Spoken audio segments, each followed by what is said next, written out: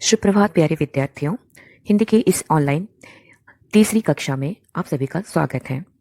अभी 10वीं कक्षा के हिंदी किताब के पहला पद्य अनमोल वाणी के ऊपर आलोचना कर रहे हैं। पहली कक्षा में हम लोगों ने कबीरदास के दोहों के ऊपर आलोचना किए थे। दूसरी कक्षा में सूरदास के पदों पर और आज तीसरी कक्षा में तुलसीदास के दोहों के ऊपर हमारी आलोचना होगी। तुलसीदास जी के दोहों के ऊपर चर्चा करने से पहले आइए हम सभी पहले तुलसीदास जी के बारे में थोड़ी सी जानकारी प्राप्त कर लेते हैं। तुलसीदास जी का जन्म हुआ था 1532 में उत्तर प्रदेश के राजापुर में। तुलसीदास जी के माता पिता का देहांत उनके बचपन से ही हो चुका था, तो माता पिता के स्नेह से वंचित होकर उनका बचपन बड़ा कष्टदायक हो गया था।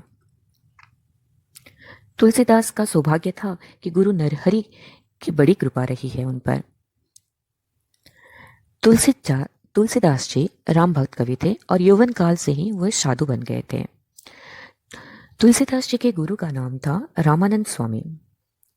तुलसीदास जी हिंदी और संस्कृत के बड़े पंडित थे। तुलसीदास जी का समय मुगलों का समय था। उस समय मुगलों का शासन चल रहा था। देश की सामाजिक और धार्मिक परिस्थितियां अस्त व्यस्त थी। तुलसीदास जी ने रामचरितमानस लिखा और लोगों के निकट एक निष्कपट जीवन और आचरण का उदाहरण रखा, जो कि आज भी देश में अत्यंत लोकप्रिय ग्रंथ है। उनकी भाषा अवधी और ब्रज भाषा है। इन दोनों भाषाओं में वे लिखते थे। तुलसीदास जी के 3 दोहों की चर्चा हमारी किताब में की गई है। एक एक करके चलिए प्रत्येक दोहों की चर्चा करते हैं। तुलसीदास जी का पहला दोहा है, तुलसी मीठे वचन ते सुख उपजत चहु और, वशीकरण यह मंत्र है परिहरु वचन कठोर। तुलसीदास जी का यहाँ पर कहना यह है कि तुलसी मीठे वचन ते सुख उपजत चहु और। तुलसी अर्थात तुलसीदास कहना चाहते हैं मीठे वचन मधुर वाणी से या फिर मधुर बातों से, ते शब्द का अर्थ है से, मधुर बातों से सुख उपजत चहु और, सुख का उत्पन्न होता है चारों ओर। मीठे वचन सबको प्रिय होते हैं। मीठे वचन बोलने से चारों ओर खुशियां फैल जाती हैं, सब कुछ खुशहाल रहता है। वहीं पर उल्टा होता है कड़वा वचन बोलने से सबको दुख पहुंचता है। तो इसीलिए तुलसीदास जी ने अपनी दूसरी लाइन में कहा है वशीकरण यह मंत्र है। वशीकरण अर्थात वशीकरण मंत्र अर्थात किसी को भी अपने अधीन करने वाला मंत्र जैसा ताकत होता है मीठे वचनों में। इसलिए तुलसीदास जी ने हमें कहा है परिहरु वचन कठोर। परिहरु त्यागना, छोड़ना। क्या त्यागने के लिए कहे हैं? कठोर वचनों को त्यागने के लिए कहा है। कड़वा वचन जो होता है वह सबको दुख पहुंचाता है। इस कारण हमें क्या करना चाहिए? कड़वे वचन न बोलकर मीठी वाणी बोलनी चाहिए, मीठा वचन बोलना चाहिए। मीठे वचन को वशीकरण मंत्र कहा है तुलसीदास जी ने, जो किसी को भी अपने वश में करने वाली शक्ति रखता है। इसलिए हमें मीठी वाणी बोलने की सलाह प्रस्तुत दोहे में तुलसीदास जी ने दिया है। अब आते हैं दूसरे दोहे के ऊपर चर्चा करने के लिए।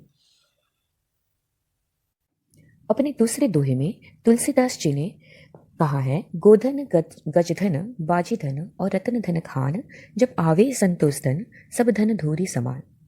प्रस्तुत दोहे में तुलसीदास जी ने 4 प्रकार के धनों के बारे में कहा है, गोधन, गजधन, बाजीधन और रतन धन। तुलसीदास जी का कहना है कि हम साधारणतः धनवान उसी को मानते हैं जिसके पास गाय रूपी धन हो अर्थात गोधन, गजधन अर्थात हाथी रूपी धन, बाजी धन अर्थात घोड़े रूपी धन एवं रतन धन अर्थात धन संपत्ति वाला धन, पैसों वाला धन। तो हम साधारणतः उसी को धनवान समझते हैं जिसके पास गाय रूपी धन हो अर्थात जिसके पास बहुत सारी गाय हो, जिसके पास गज धन हो अर्थात जिसके पास बहुत सारे हाथी हो, बाजी रूपी धन अर्थात जिसके पास बहुत सारे। तो धनवान बनना भला कौन नहीं चाहता है, लेकिन किसी धनवान को कभी पूछकर हम लोगों ने देखा है कि क्या वो अपने धन से संतुष्ट है, खुश है? उत्तर क्या आएगा बच्चों, मालूम है? नहीं। क्यों? क्योंकि मानव की जो अभिलाषा है वह अनंत होती है। व्यक्ति अपनी अभिलाषा को पाने के लिए हमेशा प्रयास में रहता है। इस प्रकार क्या होता है, एक के बाद दूसरी इच्छा जन्म लेती है, जिस कारण व्यक्ति कभी सुखी नहीं हो सकता।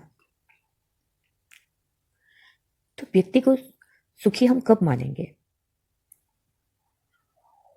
व्यक्ति को संतुष्टि कब मिलेगी? तो संतोष का नींव है सुख और शांति। जब तक व्यक्ति के मन में संतुष्ट नहीं होता है तब तक वो सुख का अनुभव ही नहीं कर सकता।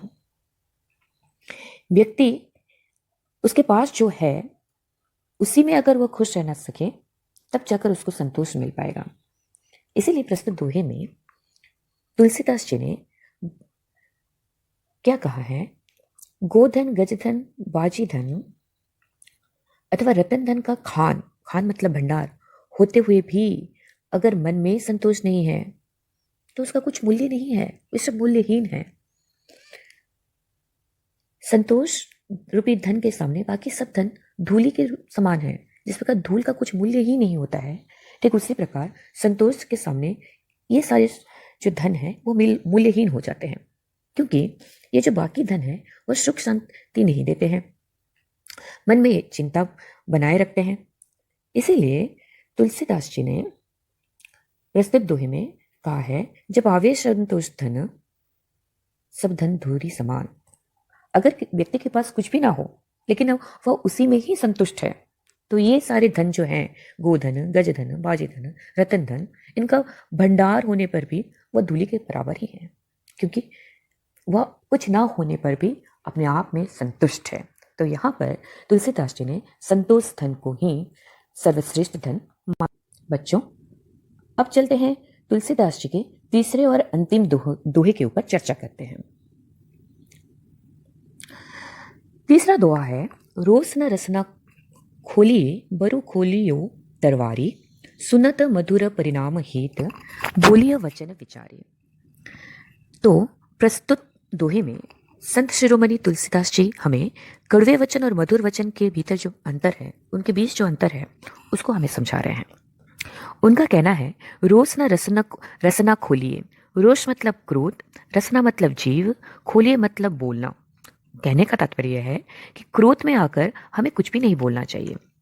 क्यों? क्योंकि क्रोध में आकर मनुष्य हमेशा कड़वी बातें ही बोलता है, मीठी बातें तो निकलेंगी नहीं। क्रोध में हमेशा कड़वे वचन ही निकलते हैं। और जो एक कड़वा वचन होता है वह तलवार के घाव से भी अधिक घाव देने वाला होता है। तलवार शरीर पर घाव करती है, मगर ये जो कड़वी बातें हैं ये मन को घायल कर देती हैं। शरीर पर लगा हुआ चोट कुछ दिनों के बाद भर जाता है, लेकिन मन में जो आघात पहुंचता है उसका भरण कोई भी मरहम नहीं कर सकता है। तो तुलसीदास जी का कहना है, सुनत परिणाम मधुर परिणाम हित। सुनत मतलब सुनना अथवा सुनने से। सुनने से क्या? सुनने से मधुर सुनने से क्या होगा? परिणाम हित होगा, अर्थात परिणाम जो है वो मंगलमय होगा, भला होता है। अगर हम अच्छी बातों को सुनेंगे तो उसका नतीजा भी अच्छा ही होगा।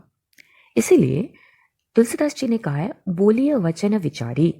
हमें सोच समझकर मीठे वचनों को बोलना चाहिए, जिसके कारण वह हितकारी होगा, सबको प्रसन्नता देने वाला होगा।